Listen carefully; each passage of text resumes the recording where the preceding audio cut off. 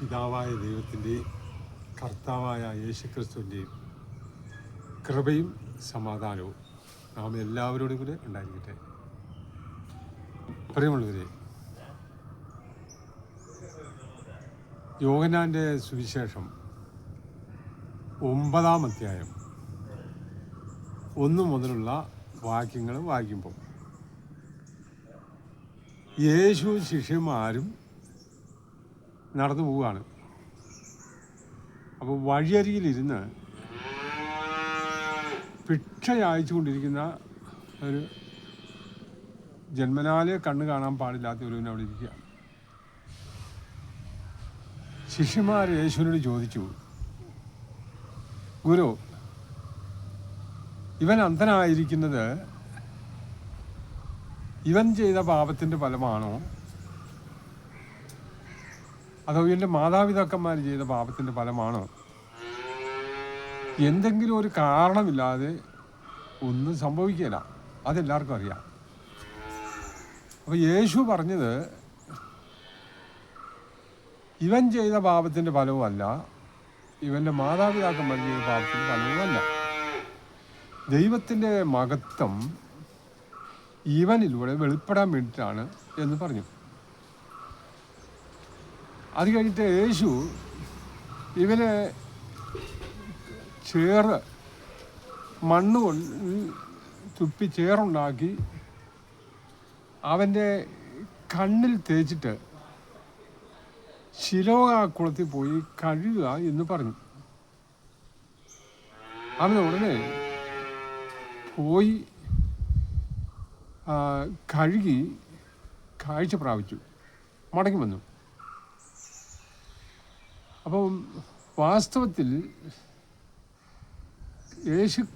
യേശുക്രിസ്തുവാണ് അവനെ സൗഖ്യമാക്കിയത് എന്ന് അവൻ നന്നായിട്ട് അറിയാം. പക്ഷേ യേശുവിനെ അവൻ കണ്ടില്ല. അപ്പോൾ അവൻ കണ്ണു കാണുന്നവനായി മടങ്ങി വന്നു കഴിഞ്ഞപ്പോൾ അയൽക്കാർ ദേശക്കാരെല്ലാം അവൻ്റെ അടുത്ത് വന്നു.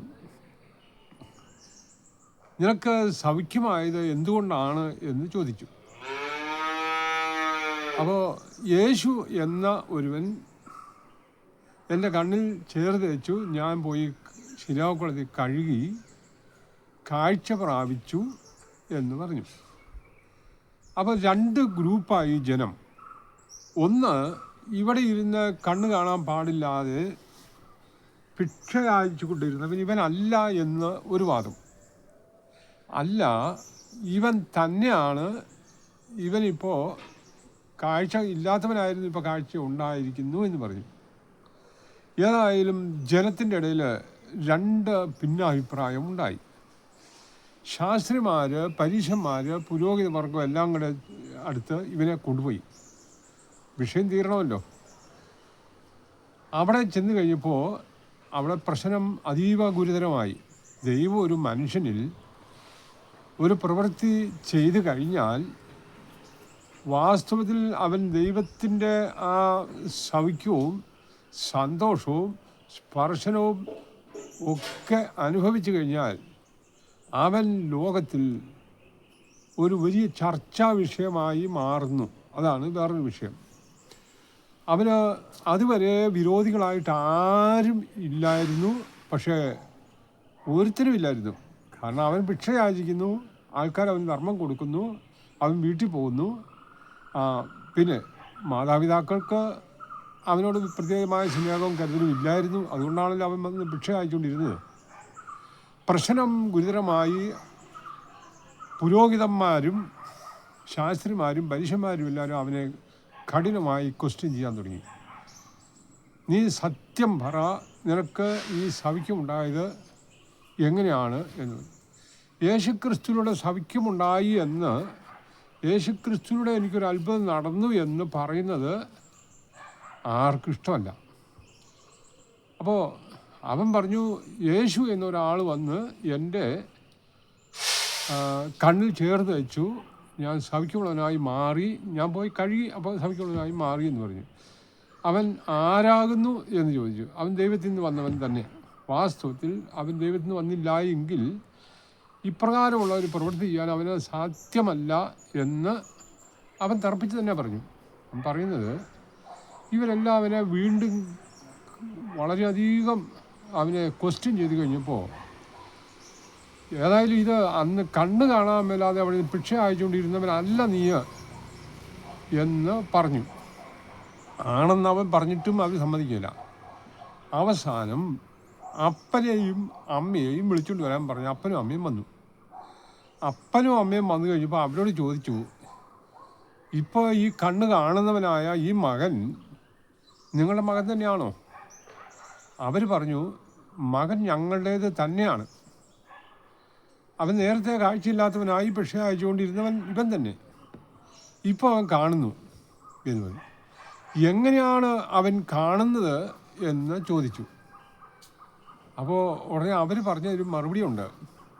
യേശു അവൻ്റെ ജീവിതത്തിൽ ഒരു അത്ഭുതം ചെയ്തതാണ് എന്ന് പറഞ്ഞാൽ അവരെ പള്ളിയിൽ നിന്ന് പുറത്താക്കും.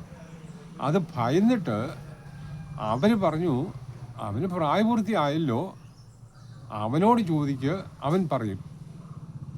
പ്രിയമുള്ളവരെ, ദൈവത്തെ ദൈവമായി അംഗീകരിക്കുന്നത് ഇന്നും മനുഷ്യൻ പോരായ്മയായി കരുതിക്കൊണ്ട് സത്യമാണെന്ന് അറിയാമെങ്കിലും അതിനെ മറച്ചു വെച്ചിട്ട് ജനത്തെ ഭയപ്പെടുകയാണ്, മതത്തെ ഭയപ്പെടുകയാണ്, മത നേതാക്കന്മാരെ ഭയപ്പെടുകയാണ്.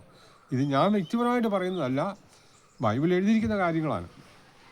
അപ്പോൾ മാതാപിതാക്കന്മാരങ്ങനെ സ്വയം പറഞ്ഞ് ഒഴിവായി പോയി. അതിന് ശേഷം ഇവർ പിന്നെയും ഇവനെ ശക്തിയോടെ തർജ്ജനം ചെയ്യുകയാണ്. അങ്ങനെ തർജ്ജനം ചെയ്യുമ്പോൾ പറഞ്ഞു, നീ ദൈവത്തിന് മഹത്വം കൊടുക്കുക, ആ യേശു എന്ന് പറയുന്നവൻ ക്രിസ്തു അല്ല എന്ന് ആദ്യമേ സമ്മതിക്കണം. ഇവൻ പറഞ്ഞു അത് വാസ്തവമായി അവൻ ക്രിസ്തു തന്നെയാണ്, അല്ലെങ്കിൽ പിന്നെ ഇത്രയും വലിയ അത്ഭുതങ്ങൾ ചെയ്യാനായിട്ട് സാധിക്കില്ലല്ലോ. അപ്പോൾ യേശു അപ്പോൾ ഉടനെ പുരോഹിതന്മാർ പറഞ്ഞു, അവൻ ശബത്ത് ലംഘിച്ചു. ശബത്ത് ദിവസത്തിലാണല്ലോ ഈ സംഭവം നടന്നത്. അതുകൊണ്ട് അവൻ പാപിയായ മനുഷ്യനാണ്, അവനെ ഒരു കാരണവശാലും ക്രിസ്തു എന്ന് ഏറ്റു പറയരുത്. യേശുവിനെ ക്രിസ്തു എന്ന് ആരെങ്കിലും ഏറ്റു പറഞ്ഞാൽ അവനെ പള്ളിയിൽ നിന്ന് പുറത്താക്കണം എന്ന ഒരു നിയമം യഹൂദന്മാരുടെ ഇടയിൽ നടപ്പിലാക്കിയിരുന്നു. വളരെ ഭയപ്പെടേണ്ടതായൊരു വിഷയമാണ്. ഇന്നും അതുതന്നെയാണ്. ഇന്നും ഞാൻ പറയാമല്ലോ, ഒരുപാട് ആളുകൾ ക്രിസ്ത്യാനികളെന്ന് പറയുന്നവരുണ്ടെങ്കിലും അപ്പോസ്തല പ്രവൃത്തി 1 കൊരിന്ത്യരുടെ ലേഖനം 12-ാം അധ്യായത്തിൻ്റെ 3-ാം വാക്യം ഇങ്ങനെ പറയുന്നുണ്ട്, പരിശുദ്ധാത്മാവില്ലാതെ ഒരു മനുഷ്യനും യേശുവിനെ കർത്താവെന്ന് പരസ്യമായി ഏറ്റു പറയുകയില്ല. ഇല്ല. അതൊരു യേശുവിനെക്കുറിച്ച് സാക്ഷ്യം പറയുക എന്ന് പറഞ്ഞാൽ ഇതാർക്കാൻ പറ്റുകയില്ലാത്തതെന്നൊക്കെ പലരും ചോദിക്കും. സാധിക്കുന്ന കാര്യമല്ല കേട്ടോ, സാധിക്കുന്ന കാര്യമല്ല. കാരണം അവനെ എതിർക്കാനും നിന്ദിക്കാനും പീഡിപ്പിക്കാനും കല്ലെറിയാനും അവനെതിരെ കൂട്ടം കൂടാനൊക്കെ ആൾക്കാരുണ്ടാകും. അതുകൊണ്ട് യേശുവിനെ കർത്താവെന്ന് അന്നും പറയാൻ സമ്മതിക്കില്ല, ഇന്നും സമ്മതിക്കില്ല. ഇന്നും പ്രിയമുള്ളവരെ, അപ്പം വിഷയം അവിടെ ഇരിക്കട്ടെ.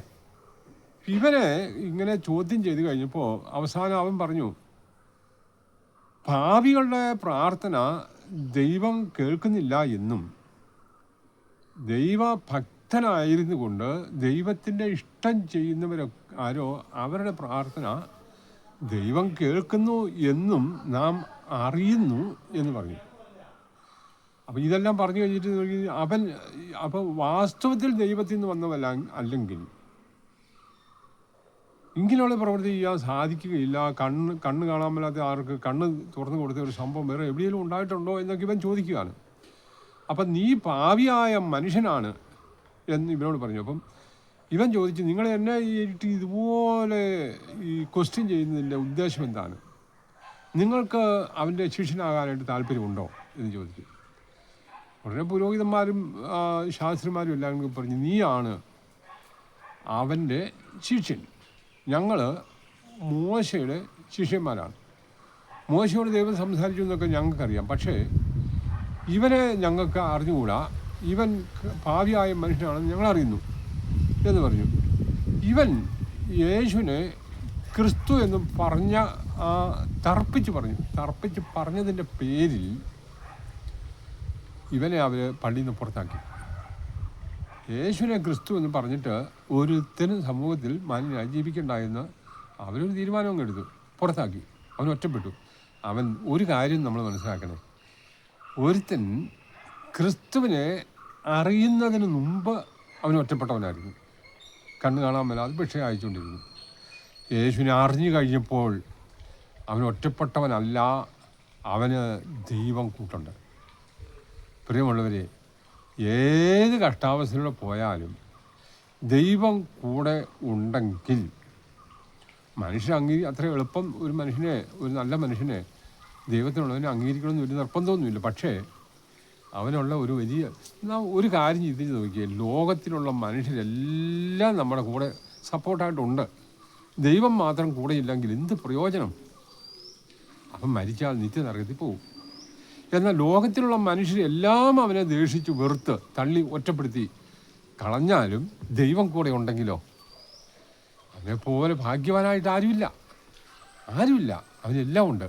ഉണ്ടാകട്ടെ എന്ന വാക്കിനാൽ സകലതും ഉളവാക്കിയ സർവശക്തനായി ദൈവം കൂടെ ഉള്ളവൻ. കൊരിന്ത്യർക്ക് എഴുതിയ ലേഖനം എന്താ പറയുന്നത് അറിയാമോ? നിങ്ങൾ ദൈവത്തിൻ്റെ മന്ദിരം എന്നും ദൈവത്തിൻ്റെ ആത്മാവ് നിങ്ങൾ വസിക്കുന്നു എന്നും നിങ്ങൾ അറിയുന്നില്ലേ? നിങ്ങൾ ക്രിസ്തുവിൻ്റെ ശരീരത്തിൻ്റെ അവയവങ്ങളാണ്. കർത്താവിനോട് പറ്റിച്ചേരുന്നതിനൊക്കെ ക്രിസ്തുവിനോട് കൂടി ഒരാത്മാവായി തീരുന്നതിനൊക്കെ തിരുവചനം വളരെ വ്യക്തമായി പറയുന്നു.